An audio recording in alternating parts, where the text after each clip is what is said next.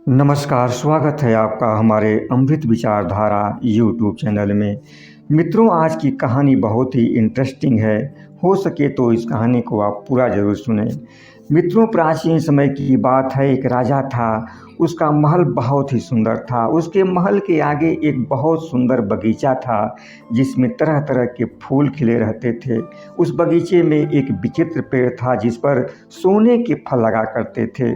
जब उस पेड़ पर फल लगते थे तो एक पहरेदार चौबीसों घंटे वहाँ पहरा देता था ताकि कोई एक भी सोने का फल तोड़ न सके।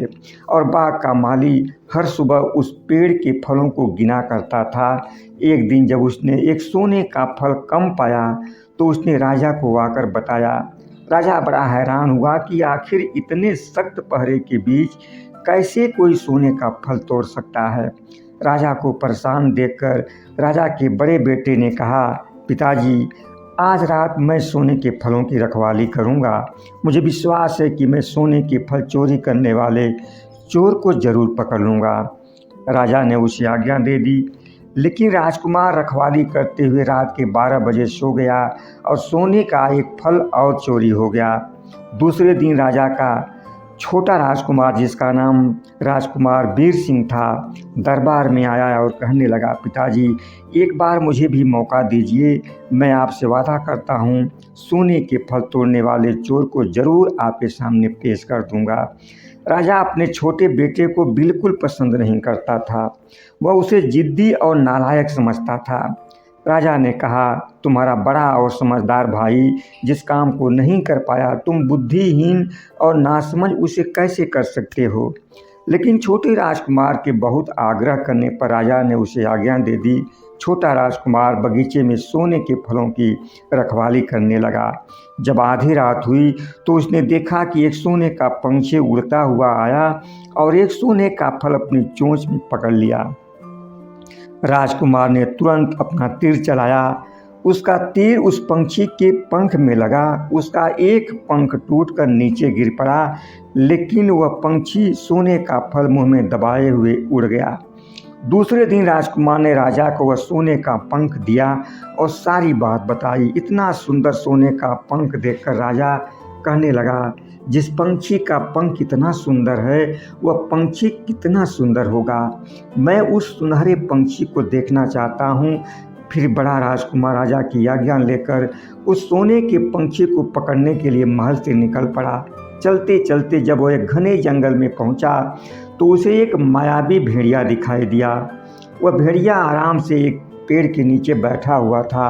राजकुमार ने उसे मारने के लिए अपना तीर से निशाना साधा। तभी वह मायावी भेड़िया चिल्लाते हुए कहने लगा, राजकुमार, मुझे मारने से तुम्हें कुछ नहीं मिलेगा। मुझे मालूम है तुम सोने के पंछी की तलाश में निकले हो, और अगर तुम मेरे बताए हुए रास्ते पर जाओगे तो तुम अपने मकसद में ज़रूर कामयाब होगे। फिर वह मायावी भेड़िए ने कहा, जब तुम यहाँ से सीधे आगे बढ़ोगे तो तुम्हें इस जंगल के पार कुछ दूर जाने पर दो सराय मिलेंगी। एक सराय में काफ़ी चकाचौंध होगी, दूसरी सराय साधारण सी होगी, और तुम्हें उसी साधारण सराय में ठहरना होगा। राजकुमार ने उस भेड़िए को डांटते हुए कहा, मुझे तुम जैसे तुच्छ जानवर के सलाह लेने की कोई ज़रूरत नहीं है। और फिर वह आगे बढ़ गया। कुछ दूर जाने पर राजकुमार को वाकई दो सराय दिखाई दीं। एक सराय में बड़ी चकाचौंध थी, उसके अंदर रंगरेलियां मनाई जा रही थीं। दूसरी सराय साधारण सी थी। राजकुमार सजी सजाई सराय में ठहर गया। वह उस सराय की मौज मस्ती में इस कदर डूब गया कि उसे याद भी नहीं रहा कि वह सोने के पंछी की खोज में घर से निकला है। जब काफ़ी समय बीत गया, राजकुमार महल नहीं लौटा तो राजा को चिंता हुई। फिर राजा का छोटा राजकुमार वीर सिंह राजा से कहने लगा, पिताजी, अगर आप मुझे आज्ञा दें तो मैं उस सोने के पंछी को पकड़कर आपके सामने पेश कर सकता हूँ। राजा को विश्वास नहीं था कि उसका छोटा राजकुमार ऐसा काम कर सकता है, क्योंकि जिस काम को उसका बड़ा बेटा नहीं कर सका, एक छोटा और नादान राजकुमार कैसे कर सकता है। लेकिन फिर भी छोटे राजकुमार की जिद करने पर राजा ने उसे आज्ञा दे दी। छोटा राजकुमार वीर सिंह सोने के पंछी की खोज में निकल पड़ा।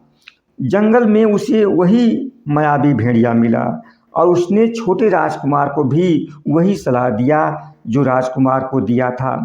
छोटे राजकुमार ने मायावी भेड़िए की बातें बड़े ध्यान से पूर्वक सुनी और फिर आगे चल पड़ा। कुछ दूर जाने पर उसे वही दोनों सराय मिली, लेकिन छोटे राजकुमार ने उस भेड़िए की बात मानकर उस साधारण सी सराय में ठहरने का फैसला किया। दूसरे दिन जब वह सराय से निकलकर आगे बढ़ा तो कुछ दूर जाने के बाद उसे भेड़िया फिर से दिखाई दिया। भेड़िए ने कहा, तुम एक भले इंसान लगते हो, इसलिए मैं तुम्हें सही राह दिखाना चाहता हूँ। तुम सीधे यहाँ से चले जाओ। कुछ दूर जाने पर तुम्हें एक बहुत बड़ा महल दिखेगा।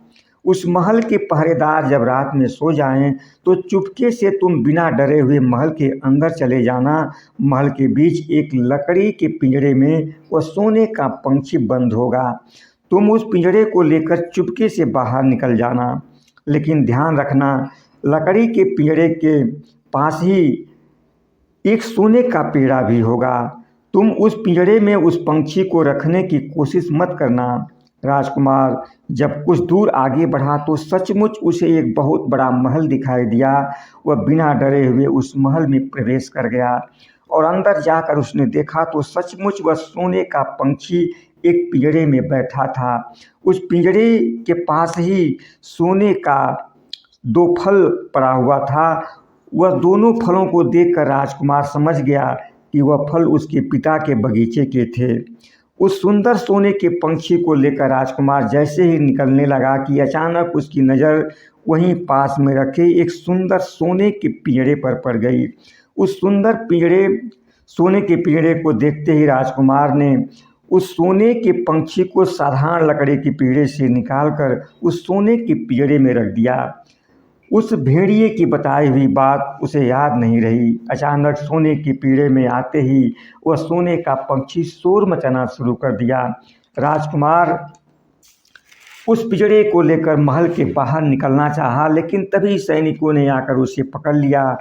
अब उसे भेड़िए की बताई हुई बात याद आई कि यदि तुम सोने के पिंजरे के मोह में पड़ोगे तो मुसीबत में फंस जाओगे। सैनिकों ने राजकुमार वीर सिंह को राजा के दरबार में पेश किया। राजा ने राजकुमार से जब सच्चाई पूछी तो राजकुमार ने राजा को सारी सच्चाई बता दी। उसने बता दिया कि वह इस महल में सोने के पंछी को लेने के लिए आया था।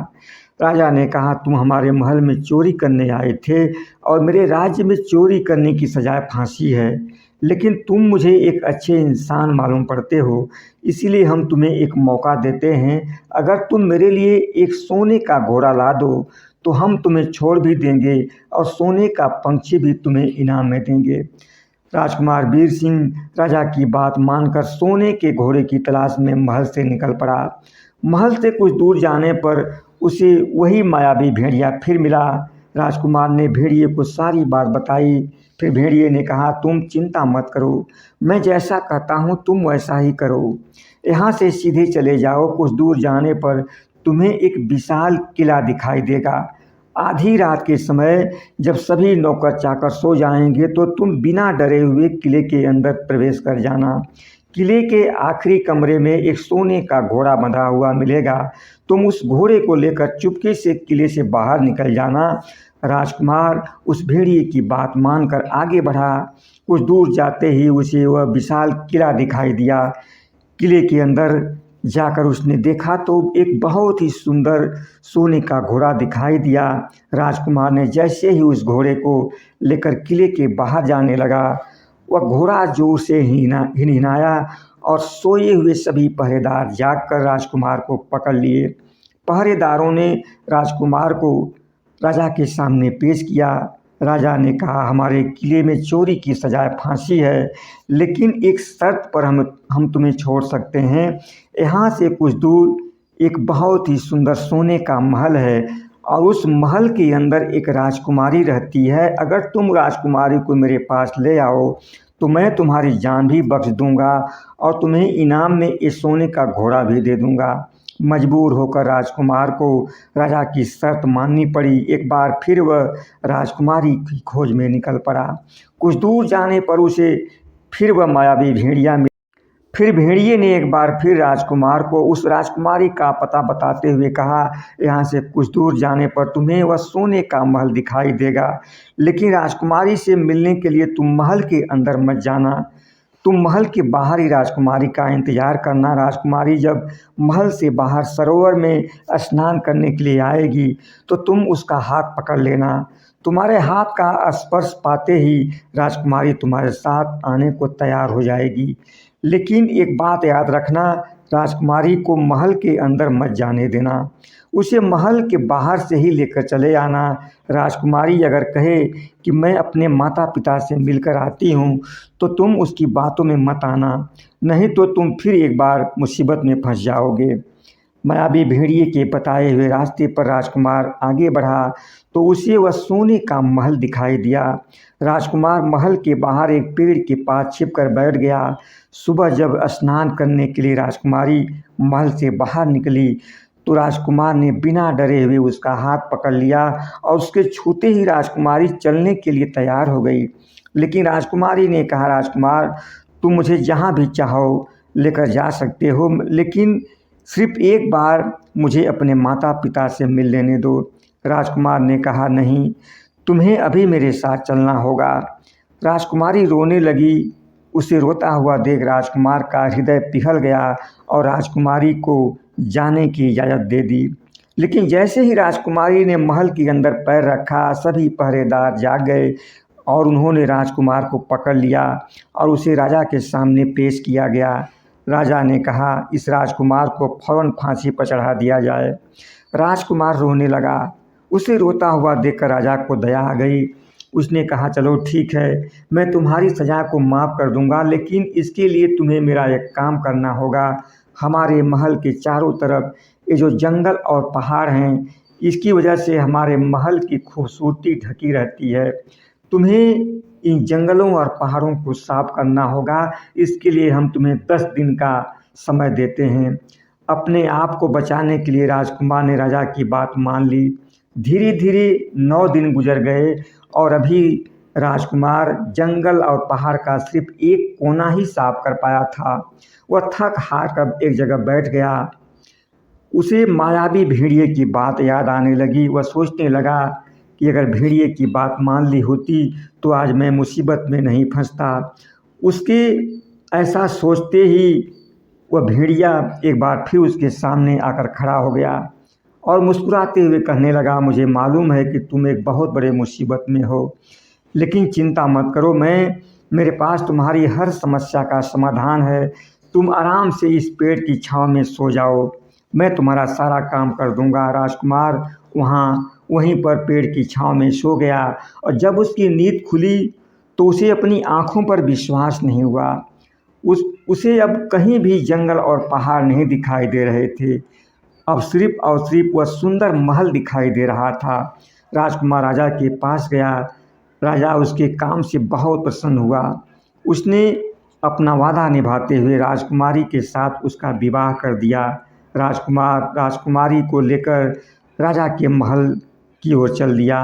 रास्ते में फिर वही भेड़िया मिला और बोला, राजकुमार आज मैं बहुत खुश हूँ कि तुमने राजकुमारी को हासिल कर लिया, लेकिन अब तुम्हें उस सोने के घोड़े और सोने के पंछी को भी हासिल करना चाहिए। राजकुमार ने कहा, लेकिन मुझे वह सोने का घोड़ा और सोने का पंछी कैसे मिल सकता है? मैं तो इस राजकुमारी को उस राजा के पास लेकर जा रहा हूँ। उस मायावी भेड़िए ने कहा, नहीं, तुम ऐसा बिल्कुल मत करना।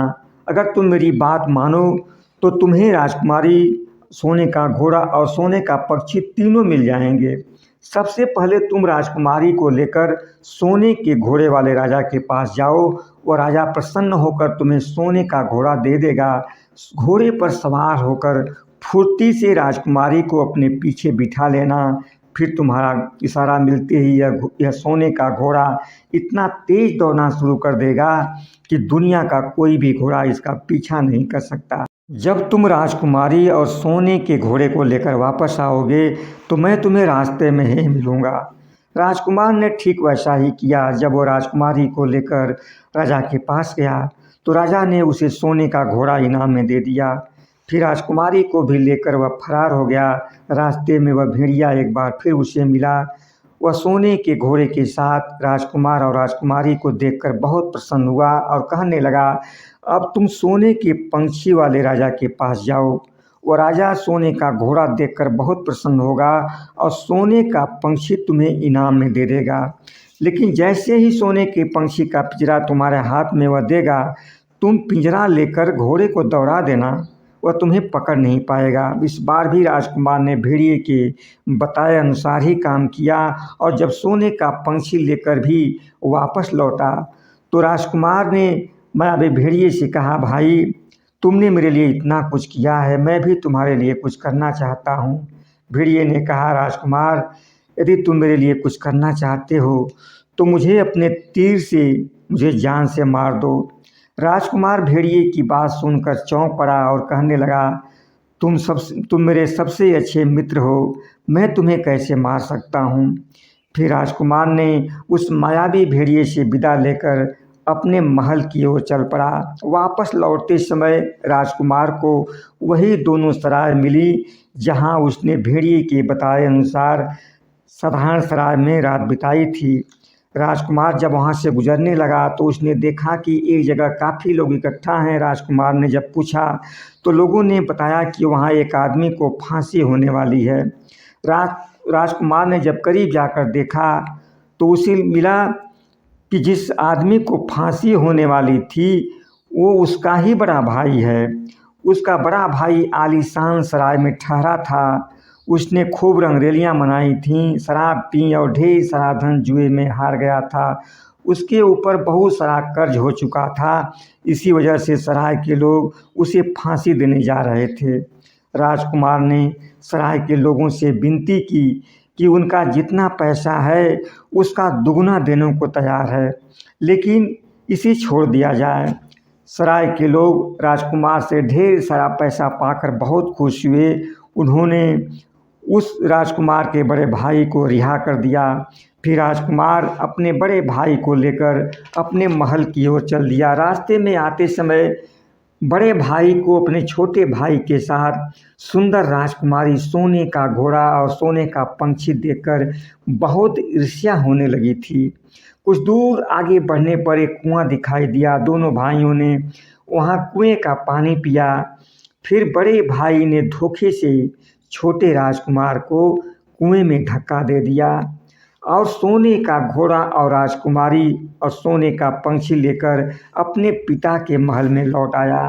अपने घर लौटकर बड़े भाई ने राजा से कहा, हमने उस सोने के पंछी को पकड़ लिया जिसने हमारे बगीचे में सोने का फल चुराया था। इसके साथ ही मैंने सोने का घोड़ा और एक राजकुमारी भी लाया हूँ। राजा बहुत खुश हुआ, लेकिन राजकुमारी खुश नहीं थी। उसने खाना पीना सब छोड़ दिया। सोने का घोड़ा और सोने का पंछी भी खाना पीना छोड़कर उदास रहने लगे। उधर कुएं में गिरा हुआ राजकुमार वीर सिंह अपने भाग्य को कोसने लगा। एक बार फिर उसने उस भेड़िए को याद किया। उसके याद करते ही वह भेड़िया एक बार फिर हाजिर हो गया।